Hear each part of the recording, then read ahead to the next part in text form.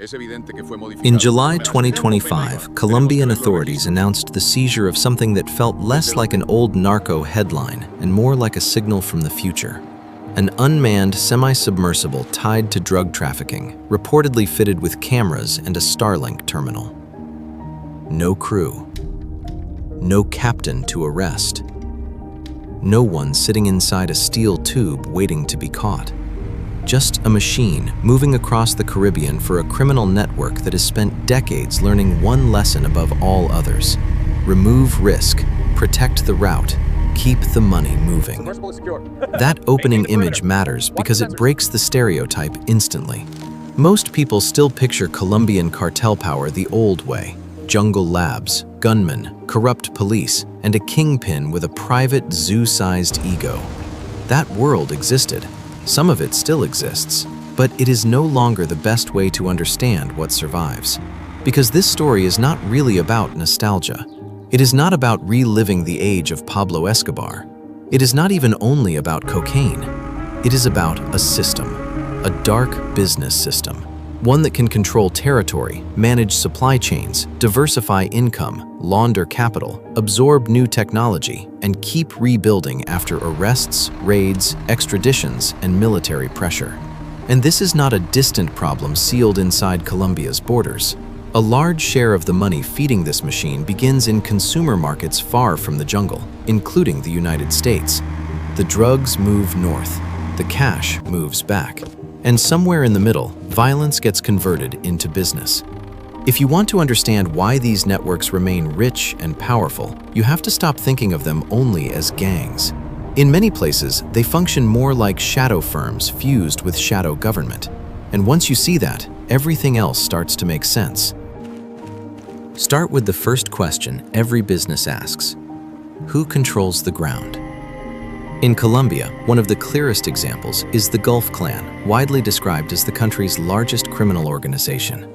But even that name can mislead you if you imagine one boss, one clean hierarchy, and one neat chain of command. The real landscape is broader. Ex-rebel factions, insurgent remnants, local mafias, corrupt officials, transport brokers, moneymen, armed subcontractors, and regional intermediaries who sometimes fight, sometimes cooperate, and almost always adapt. That matters because old empires can be decapitated, distributed systems can reroute, and rerouting begins with territory. In key corridors, these networks do not just move product. They decide who moves, who pays, who gets protection, who gets robbed, and who disappears. One river crossing, one dirt road, one checkpoint, one fuel cache, one local official looking the other way. Put enough of those pieces together, and you do not just get insecurity, you get jurisdiction. Street gangs fight over blocks. Dark business systems control choke points, river access, coastal exits, jungle corridors, safe houses, informal taxes, labor pools, information. In regions where the state is weak, absent, or distrusted, criminal rule can become so routine that people stop describing it like an emergency and start describing it like weather. Which road is open tonight? Which group is collecting the fee this week? Who has permission to load the boats? That is what power looks like when it becomes ordinary. And ordinary power is often the hardest to challenge. Because the real asset is not one kingpin, it is permission.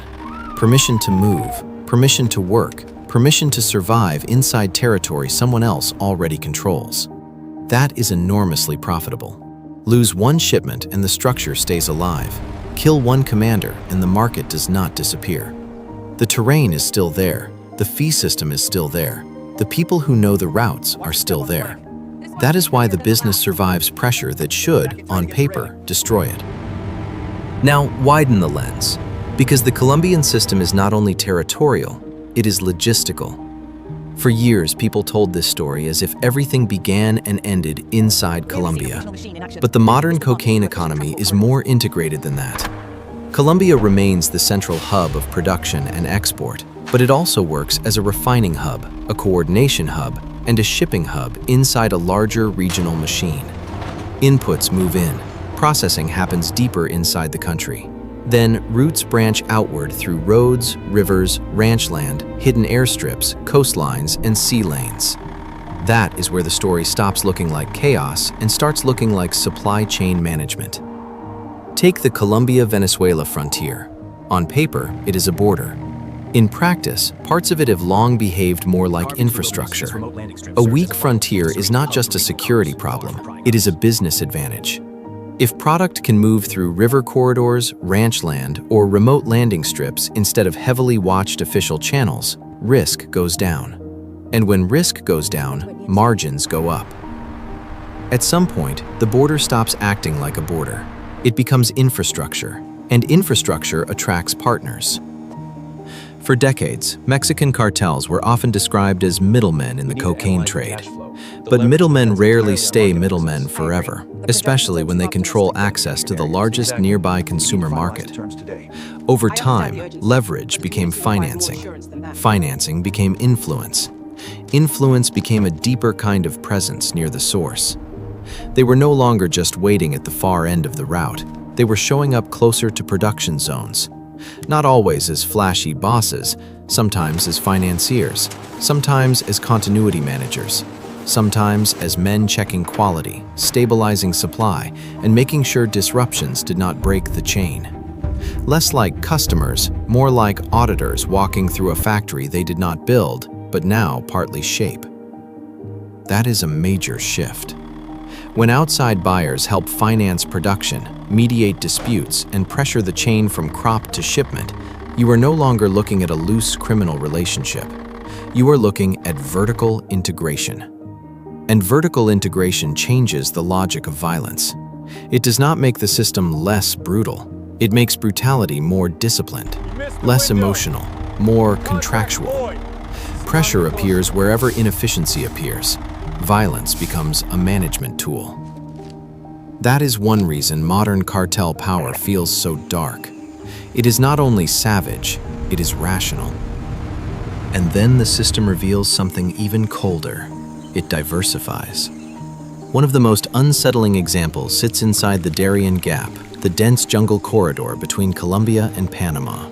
Hundreds of thousands of migrants have crossed that route in recent years, and human rights reporting has shown how criminal actors profit from the movement through fees, extortion, and systems designed to track payment. That detail matters because it shows the business expanding beyond drugs. Reports have described bracelets, stickers, and other markers used to indicate payment status or group affiliation among migrants moving through criminally controlled corridors. That image is chilling because it feels administrative.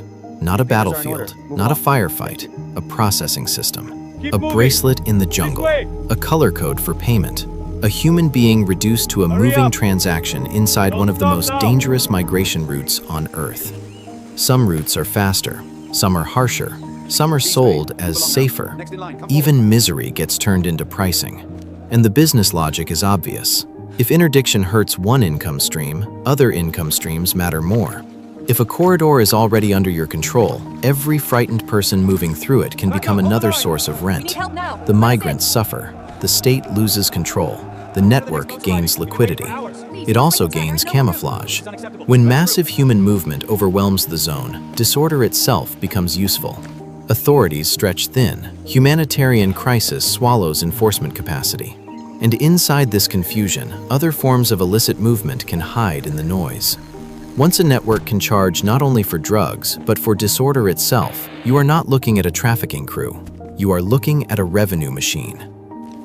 And every revenue machine eventually runs into the same problem. Not how to earn the money, how to keep it, how to clean it.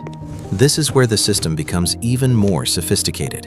One of the oldest and most effective laundering mechanisms associated with Colombian trafficking networks is the black market peso exchange. The mechanics can sound technical, but the business logic is brutally simple. Drug dollars pile up in the United States. A broker takes control of those dollars. That broker, or an associated network, uses them to buy legitimate goods for importers who need U.S. currency. Those goods move to Colombia and get sold through normal-looking commerce. The importer pays in pesos. Those pesos can then be delivered to the criminal organization. That is the dark elegance of the model. Dirty cash goes in at one end, ordinary trade comes out at the other. No movie villain vault, no theatrical mountain of cash, just invoices, containers, electronics, clothing, machinery parts, household goods. Warehouses full of things that look boring because boring is the point. The most dangerous criminal systems are often the ones that learn how to look normal. That is where the United States matters again. This machine is not only fed by American demand, it is fed by American currency. Money made on US streets does not simply vanish. It gets translated, recycled, and folded back into transnational operations that can look more legitimate the farther they move from the original crime. The overdose crisis may look domestic, the cash trail is not. Violence at one end, paperwork at the other. So, by this point, the system has solved 4 major problems. Control the ground, move the product, diversify revenue, clean the cash. At that stage, one final advantage becomes decisive: innovation. Which brings us back to that opening image. The semi-submersible announced by Colombian authorities in 2025 mattered not because it sounded futuristic, but because it revealed direction. If traffickers are experimenting with remotely guided or unmanned maritime platforms, the logic is obvious. Fewer human operators, less exposure, less chance of a confession, less useful intelligence if the platform is intercepted. That is not just smuggling, that is process improvement. And once criminal organizations start thinking in terms of process improvement, you are no longer dealing with an old underworld myth. You are dealing with adaptive enterprise. Authorities and researchers have also warned about encrypted communications, distributed coordination, surveillance-aware logistics, and the use of technical specialists. Some details remain hard to verify in full because these systems are designed to stay hidden. But the trend line is clear enough. Criminal organizations study the state.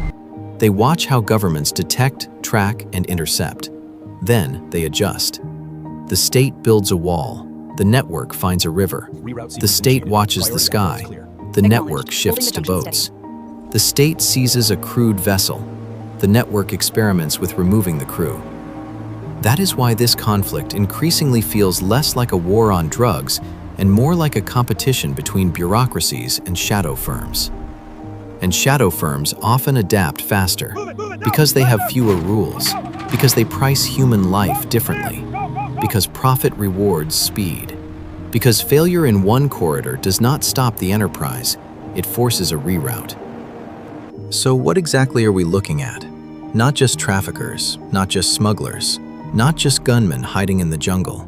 We are looking at a dark business system built in the cracks between states. A system that thrives where borders are weak, institutions are compromised, consumer demand stays high, trade offers cover, and technology lowers the cost of risk. That is why Colombia's cartel landscape did not disappear after the age of Pablo Escobar. It evolved.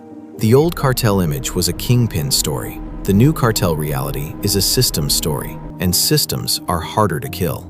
You can arrest a man, you can seize a shipment, you can bomb a lab, you can sanction a network, but as long as the model still works, as long as territory can be taxed, routes can be protected, money can be cleaned, disorder can be monetized, and new technology can be absorbed, the machine rebuilds itself. Maybe through a different alliance, maybe through a different route, maybe with fewer headlines, but it rebuilds. And that is the darkest part of all. Because once organized crime starts operating like a resilient business system, the question is no longer just how to stop a cartel. The question becomes how to compete with a shadow economy that can, in some places, adapt faster than the state itself. So go back to the images: a boat with no crew, a bracelet in the jungle, a border that behaves like infrastructure, dirty dollars reappearing as ordinary trade. That is not random chaos. That is a business model. A model built to survive arrests, absorb losses, reroute pressure, and keep paying the people who make the system work. And if it is a business model, then the old playbook may no longer be enough. So what do you think? Should governments keep treating this mainly as a drug war? Or is it time to admit that the real fight is against dark business systems built to survive the drug war itself? Let me know in the comments.